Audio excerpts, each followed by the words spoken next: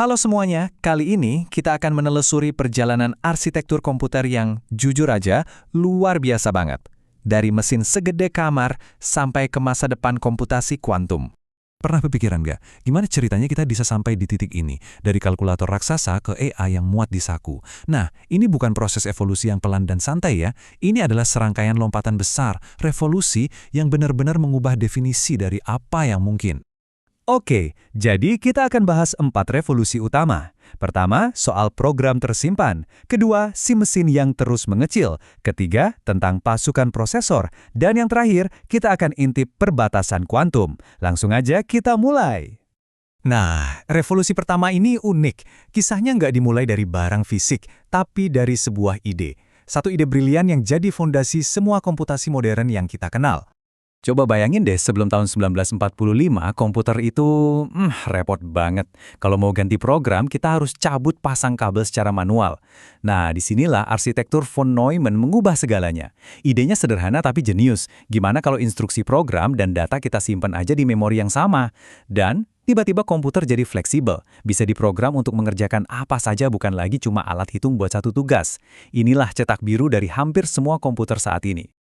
Oke, idenya udah ada, cetak birunya udah siap. Revolusi selanjutnya adalah tentang wujud fisiknya. Gimana caranya bikin mesin ini jadi lebih kecil, lebih kencang, dan yang pasti lebih bisa diandalkan. Lihat deh, timeline ini kecepatannya gila banget kan? Di tahun 40-an kita pakai tabung vakum yang segede gaban, panas dan gampang rusak. Lompat ke tahun 50-an, muncul transistor, jauh lebih kecil dan hemat energi. Nggak berhenti di situ, di tahun 60-an ada sirkuit terpadu atau IC.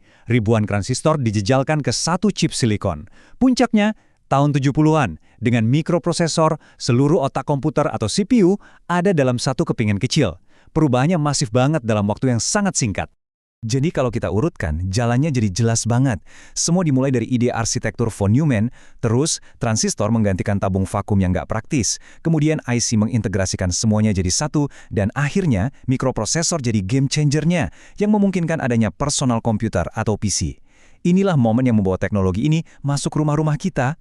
Nah, seiring waktu, tuntutan komputasi makin berat, apalagi pas grafis dan AI mulai naik daun. Ternyata, punya satu otak super pinter aja nggak cukup. Muncul masalah baru dan solusinya kita butuh sebuah pasukan. Disinilah kita kenalan sama para spesialis. Ada CPU, si otak utama yang serbaguna. Bisa ngerjain macam-macam tugas, tapi satu-satu. Terus ada GPU. Yang awalnya buat grafis tapi ternyata jago banget buat kerjaan paralel. Ngerjain ribuan kalkulasi repetitif barengan. Dan ada TPU, chip bikinan Google yang super spesialis. Tugasnya cuma satu, ngurusin matematika rumit di balik AI. Analogi gampangnya gini, CPU itu koki serba bisa, GPU itu kayak pasukan koki yang motong bawang bareng-bareng, dan TPU itu oven pizza yang didesain khusus buat bikin pizza titip. Tabel ini merangkum semuanya dengan jelas. Kita lihat ada pergeseran filosofi yang fundamental. Dari CPU yang andalannya fleksibilitas, ke GPU dengan paralelisme masifnya, sampai TPU yang fokus ke efisiensi untuk aplikasi spesifik. Dan pergeseran dari generalis ke spesialis inilah yang jadi bahan bakar utama revolusi AI yang kita alami sekarang. Oke, kita udah lihat perjalanan dari besar ke kecil, dari kerja satu-satu jadi kerja keroyokan. Tapi revolusi yang keempat ini beda. Ini bukan lagi soal ukuran atau jumlah, tapi soal mengubah aturan main paling dasar dari cara sebuah komputer bekerja. Oke, coba kita bedah. Komputer yang kita pakai sekarang itu basisnya bit. Gampangnya, bayangin aja saklar lampu. Bisa nyala, yaitu angka 1, atau mati, yaitu angka 0. Simple kan? Nah, komputer kuantum ini pakai qubit. Bedanya apa? Bayangin qubit ini bukan saklar, tapi koin yang lagi diputar di udara. Selama dia muter, dia itu bukan sisi gambar atau sisi angka, tapi keduanya sekaligus. Kemampuan aneh untuk ada di banyak kondisi pada saat bersamaan inilah yang disebut superposisi. Dan ini adalah inti dari kekuatan komputasi kuantum.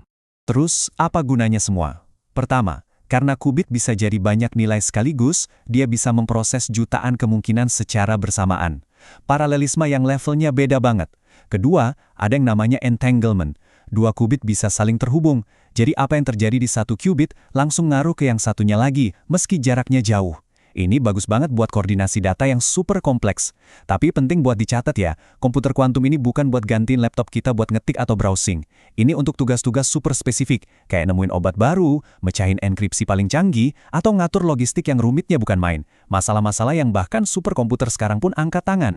Kalau kita lihat ke belakang, dari satu ide simpel soal program tersimpan sampai ke potensi mekanika kuantum yang bikin pusing kepala, ini adalah kisah inovasi yang kecepatannya terus nambah. Setiap revolusi benar-benar mengubah dunia kita. Pertanyaannya sekarang adalah, kalau dulu saja dampaknya sebesar itu, perubahan apa yang akan dibawa oleh revolusi kuantum? Kita cuma bisa bertanya-tanya, apa yang menanti di depan sana?